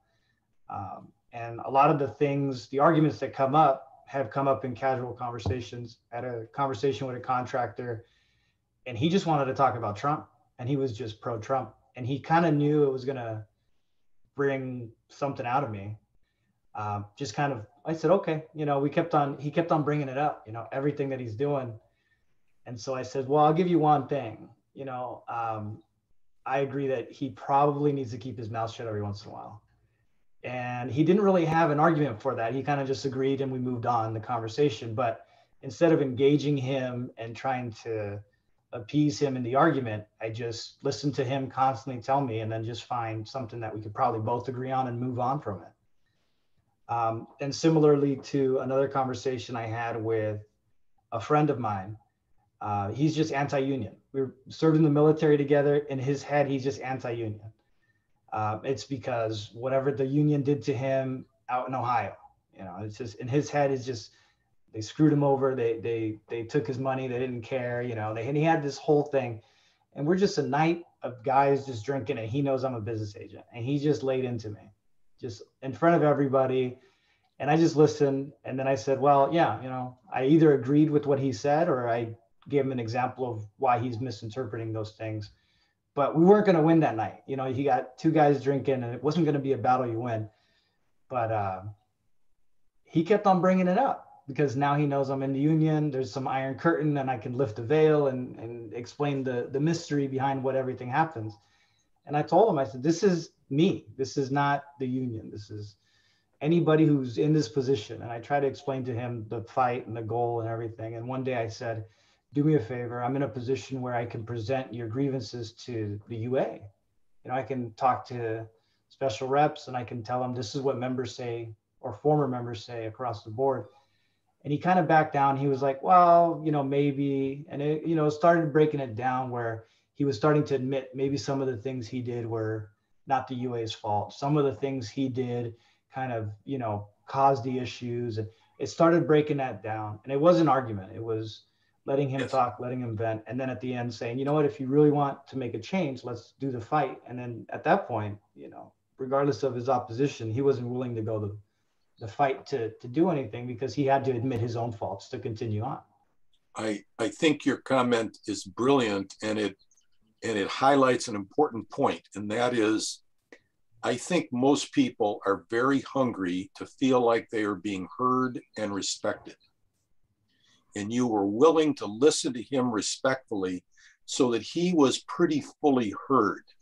And I'm sure he walked away from that with, Oscar's like a real deal. Like, he was actually willing to listen to me, even though he probably disagreed with me a lot. He didn't just cut me off and get into a verbal rumble. But it, you know, and that's one of the ways that we build these bridges is, hey, this guy, Oscar, he's a real deal. We don't agree about everything, but he listens and he respects me. You're already down the road to maybe helping him move that brother to a different place. Yeah. But it's not a, let me just explain the facts, bang, bang, bang, bang, bang, we're done. And, you know, it's a process. It's a slower process, but it can build stronger, positive relationships. Other thoughts or comments? Hey, how you doing, Mark? It's Herb Kleeman. Hey, Herb. Hey, you know, we got, I'd say, 33 to 40%, if not more, of our local brothers and sisters that vote Republican and believe the Trump lies, but they don't realize that it's affecting our work because of the gun laws, you know, that lie that Democrats are going to take your guns, you know, everybody's going to take your work. That's just, you know, what we're fighting too. And then just a little, you know, you went through history, which was great. I remembered a lot of it, like Rudy. But if people really look at the history of Donald Trump, on Howard Stern, he said if he ever ran for president, he'd run as a Republican because they would be stupid enough to vote for him. And 20 years later, look what happened.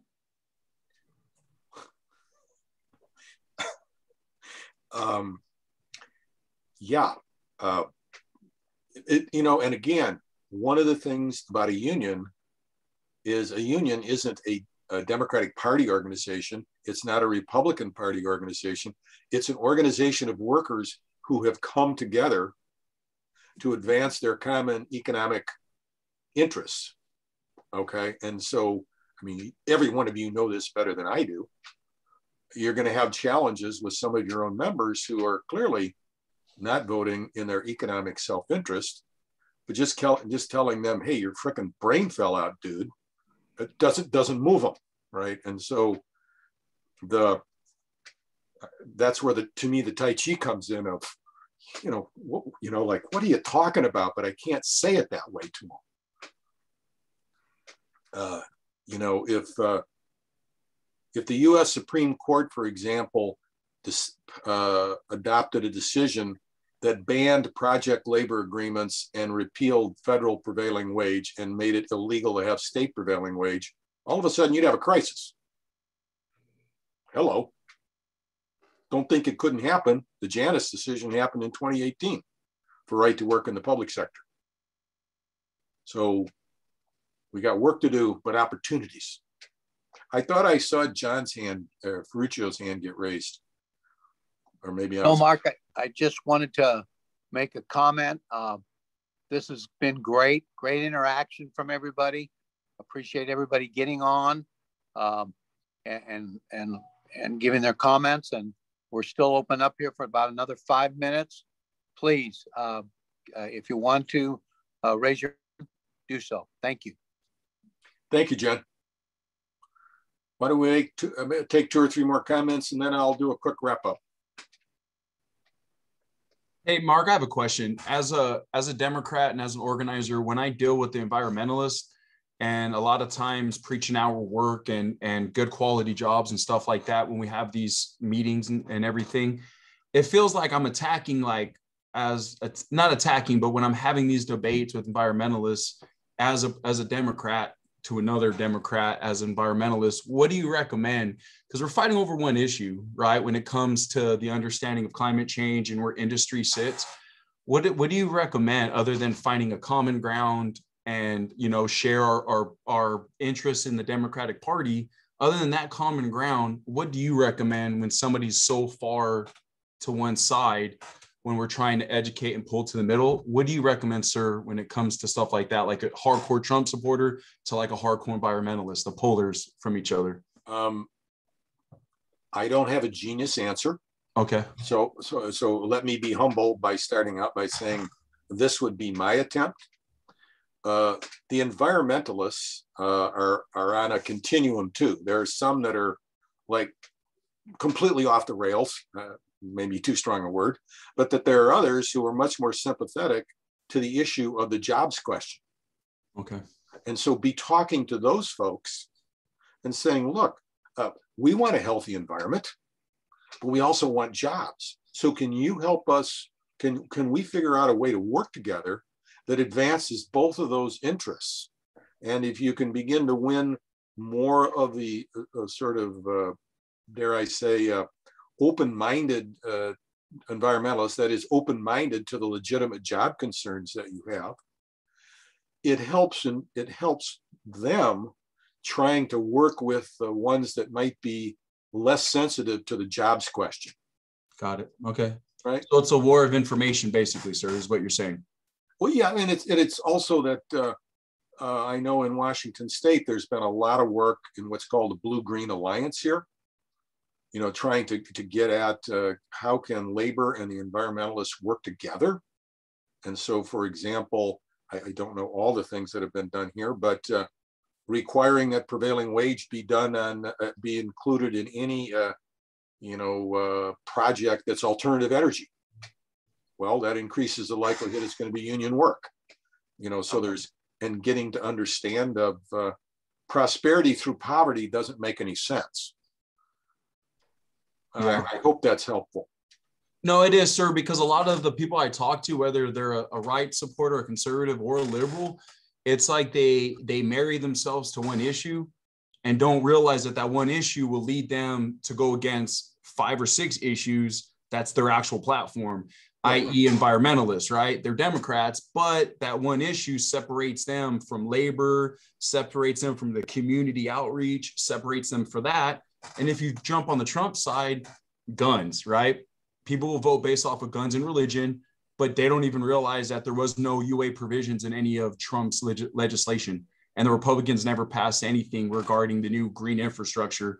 So it's almost like they violate on both sides their actual platforms for 1 or 2 issues that may be popular at the moment. And it just seems, how do I separate them from what's popular at the moment to the issues at hand? So just the thought that comes to mind is, and this sounds overly simplistic, having a listening session where you're saying to the other person, I was hoped that for the next 10 or 15 minutes, you would be willing to just listen to me talk about how important these jobs issues are for our members and about the concerns that we have about environmental issues threatening our, livelihoods. And just listen so that you can, feel what and then I would like you to spend 15 minutes sort of telling me about your concerns and see if we can find some common threads that we can start to work on where it's sort of like, I never thought about that before. Because many years ago, we had a big fight here over the spotted owl up in an endangered species in the woods. And I was angry. I was at a meeting of a bunch of environmentalists, and I said, I feel like you care more about the spotted owl than you do about the families that live work in the woods. And the guy kind of went, you may be right. And he was sort of shocked that he kind of came to that realization. He'd never had anybody kind of go, the people are part of the process too, and it helped. I'm not saying that I led it, but it helped to kind of get people to see, I haven't been listening.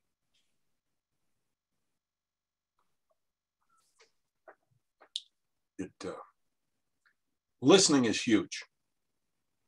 Doesn't mean we give up our positions, but we, listening first, I understand you better. Maybe one more comment and then I'll wrap up.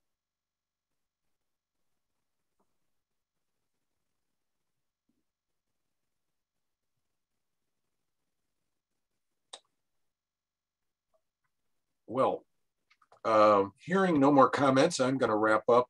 Again, I want to thank Rodney and the DC 16 Council for agreeing to sponsor this. I want to thank John and Tim and Allie for working with me to make this a success and not let the technology get in the way. I want to thank all of you who participated either through the chat box or through the through this live conversation. I want to conclude by saying, and I said it earlier, if there are any opportunities in the labor movement or in your communities, they're in Southern California or in the UA, in different states or across the country, you all said this is really valuable, okay? Help me find venues either by Zoom or in person to spread this message, because I would argue everybody in the UA needs to understand this. Everybody in the building trades, everybody in the labor movement needs to understand these disinformation wars, because we are faced with them every day and they're harming our present and our future. They're harming our families and our children and our unions. And I'm not making that up. That's real. And I also, as I said earlier, I want to come back down to Southern California and start doing trainings for your apprentices when it's healthy and safe to do it, because I love you folks. I don't mean that in a corny way. You're real people, and I have really valued the friendships that I've developed with a number of you over the years. Thank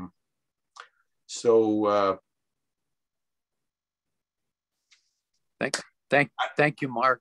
Yes. Thank you, Mark. You're genuine. Everything you say is from the heart. You have the compassion, and what you're saying, you really feel, and we really appreciate that. From Rodney and myself and the District Council 16, we thank you for doing this. And when you get everything put together and prepared for your next exercise, we'll get together, we'll talk about it, and we'll set a date down the road, whether it's in person or, again, maybe on the webinar. And could I touch base with you about the possibility of reaching out to the LA and Orange County or San Diego building trades?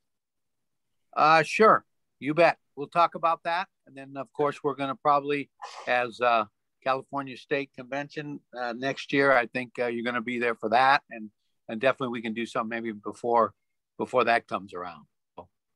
But thank you, brothers, sisters. Thanks a lot. And then I need for you to stay on, Allie, Tim, stick around after everybody is gone. I appreciate everybody. Thank you. and have a great rest of the day. Do you need me? I would like to, please, Okay. unless you Yeah, got to go. No, I will stick around. I'm going to just go grab a glass of water. I'll be right back. Okay, good. Allie, you still there? Yes. Okay. People, Hi, Larry. People are zooming away. Yeah, Hi. I'm still here, John. They're all logging out or leaving. Okay, that's good. Tim, Slowly. you're still there? Yes, Bye, sir. guys. Bye, Adolf. Bye, everyone.